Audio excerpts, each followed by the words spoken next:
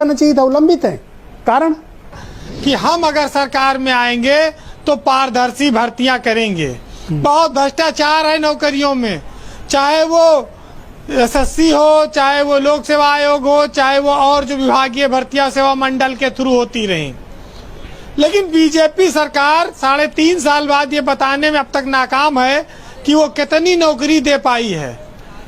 जब कोरोना आया तो इन्होंने कहा भाई आपदा को अवसर में बदलना है, हिम्मत ना हारो। तो इनकी अपील जो थी वो सबसे ज्यादा पहले तो स्कूल वालों ने सुनी कि फीस पूरी लो बच्चों से, चाहे माँ बाप की नौकरी छूट गई हो, और तनख्वाह ऑफिस स्टाफ को, स्कूल स्टाफ को आधी दो। तो एक तो स्कूल वालों ने इनकी आपदा को अवसर में बदला, दूसरा ब्रजेश जी अस्पताल वालों ने आपदा को अवसर में बदला, और तीसरा सैनिटाइजर पे ये जीएसटी नहीं हटाकर इन्होंने खुद भी आपदा को अवसर में बदला। आज सैनिटाइजर हर घर में यूज होता है, उस पे जीएसटी क्यों लिया जा रहा है?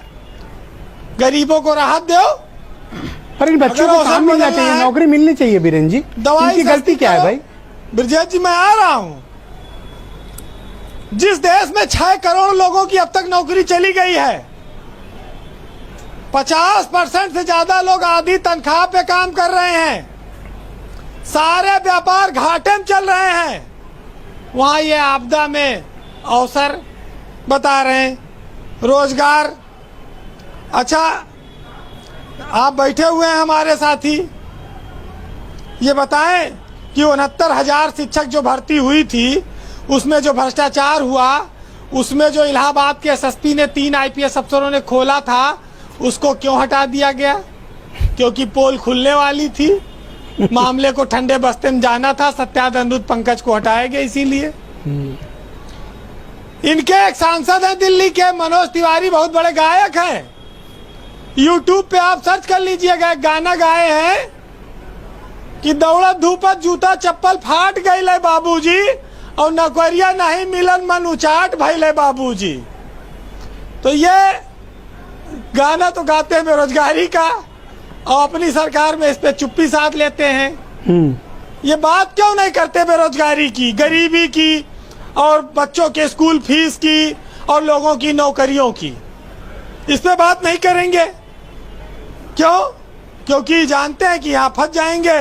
और इन्होंने तो 13 लाख नौकरी यूपी में कहे थे हर साल देंगे, 2 करोड़ नौकरी केंद्र सरकार दे रही थी।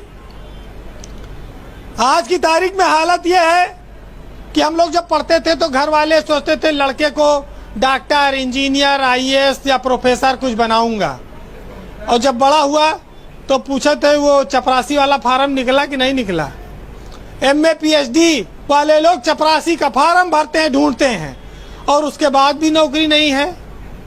तो सरकारें लोकतंत्र में दूसरों की आलोचना करके खाली अपना उल्लू सीधा करने के लिए आती हैं, मनमानी करने के लिए आती हैं, या वाकई में जनता को राहत पहुंचाने के लिए आती हैं?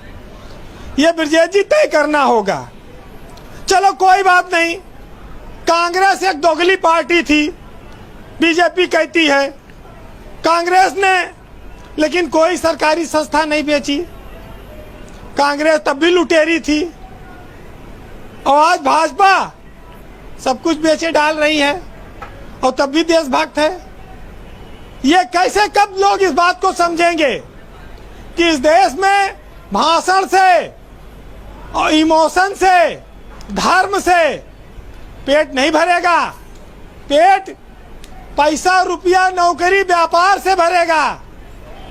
स्वयं से आपको मजबूत होना पड़ेगा, आत्मनिर्भर बनो।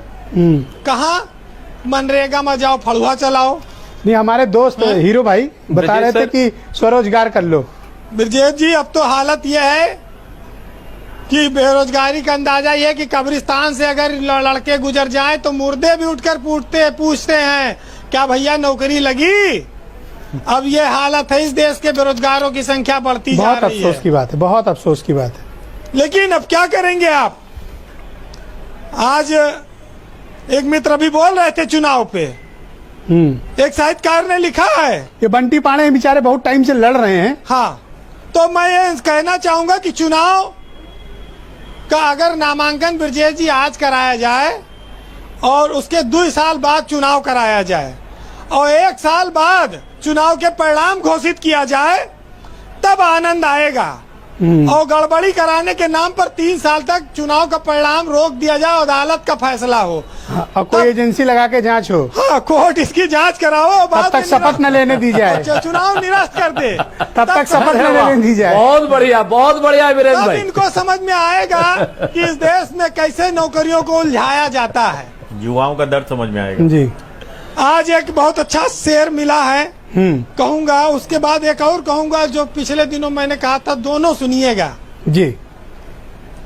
कि बच्चू बाबू एमए करके 7 साल झक मारे और खेत बेचकर पढ़े पढ़ाई, उल्लू बने बेचारे, और कितनी अर्जी दिए न जाने, और कितने फूके तापे, और कितनी धूल न जाने फाके, और कितना रास्ता नापे, फिर भी नहीं मिली नौकरी।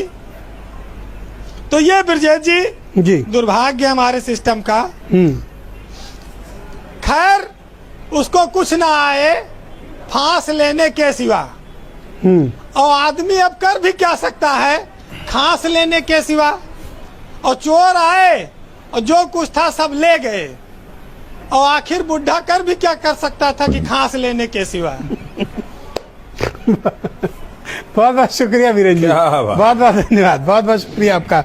भाई हीरो वाजपेयी जी, देखिए जो वादा करके आप चुनाव में आए थे, यूथ को आपने एक सपना दिखाया था।